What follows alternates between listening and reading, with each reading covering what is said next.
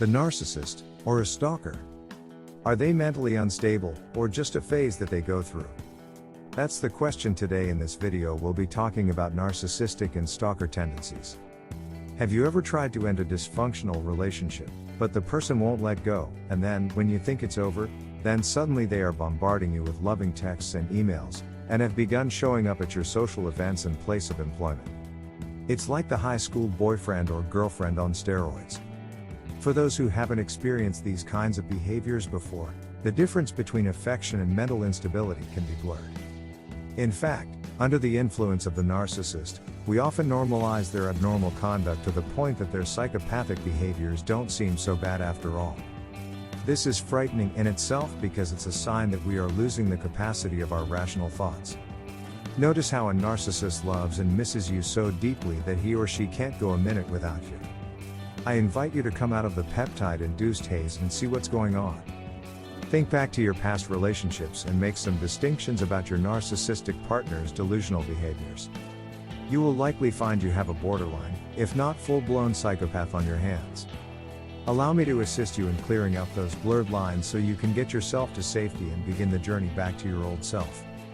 In a conventional relationship, when one or both partners have decided it's not working out, there is a process by which they come to terms with the situation and prepare for the split. It's decided who is going to move out, which items each partner will keep, and determine if it will be feasible to remain friends.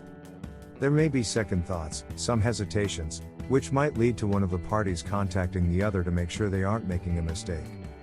After working up the nerve, they make that last phone call, leaving a sincere, heartfelt message about the good times. It's all part of the separation and grieving process. After accepting that the relationship is indeed over, both parties begin their lives anew, deal with the heartbreak, and move on day by day. Eventually, you start dating other people and fall in love again. Remember that scenario? That's what it's like when two average, considerably normal people break up. Normal people do not stalk their soon-to-be ex. They don't show up in the parking lot at their place of employment. They don't send 50 to 100 texts per day. They don't suddenly appear at the out-of-the-way coffee shop where you're meeting a friend, and force themselves into a seat at your table, and go through your cell phone, that you accidentally left behind on your trip to the bathroom. They don't appear beside you on the highway several times a week. They don't dishonor your request to be left alone. They don't express contempt while professing love. These behaviors are part of the psychosis that your narcissistic partner experiences when they are threatened with losing the person that they had complete control over. Stable people have a sense of pride and will not continue to put themselves in a situation where they will be rejected. A narcissistic stalker has no sense of boundaries, especially in the face of rejection. Their only goal is to get you back under their control by any means possible. This is a sign of mental instability. Stalkers will spend hours planning and executing their stalking, going across town or even to other states. Remember the movie, Enough? He was a dream come true until he had her hooked in the marriage. When she escaped, he spared no expense tracking her down. The reality is that this happens more frequently in life than one might think. Stalkers have usually been involved in an intimate relationship with their targets. Often the target has attempted to call off the relationship, but the stalker simply refuses to accept it.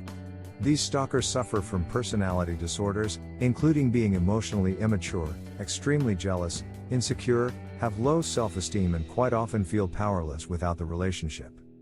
The stalker of former spouses or intimate partners are often domineering and abusive to their partners during the relationship and use this domination as a way to bolster their own low self-esteem. The control the abusers exert over their partners gives them a feeling of power they can't find elsewhere. They try to control every aspect of their partners' lives. Their worst fear is losing people over whom they have control over. When they realize this fear, as the relationship finally ends, the stalker suddenly believes that his or her life is destroyed. Their total identity and feelings of self-worth are tied up in the power experienced through their domineering and abusive relationship. Without this control, they feel that they will have no self-worth and no identity, and they begin stalking, trying to regain their partner and the basis of their power. It is this total dependence on their partner for identity and feelings of self-worth that makes these stalkers so very dangerous. They will often go to any length and stop at nothing to get their partner back. If they can't have the people over whom they can exert dominance and total control, they feel like their lives are truly not worth living. Stalking does not always begin with violence or trying to terrorize. It usually starts with, "Can I just talk to you or meet with you one last time? Or if you just talk to me, I'll leave you alone."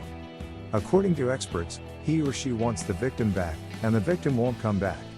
Everything escalates from there, and sometimes the narcissist snaps and assaults, or even do darker things to the victim. In their mind, they make the decision, "If I can't have you, no one else will." When a narcissist says this, they are attempting to cover their fear that you will leave them and meet another person. This is a good reason why it's crucial to have no contact when leaving a narcissistic partner. If you have expressed your desire to be left alone and the narcissist won't let go, call the police, or file a report, and if that doesn't work, get a protective order. You must take a proactive approach when freeing yourself from the grips of a narcissistic abuser. I hope that this helps you to recognize narcissistic tendencies and that you will free yourself before someone gets seriously injured, or even worse. Please like and subscribe if you find this information useful of narcissistic tendencies and stalker behaviors.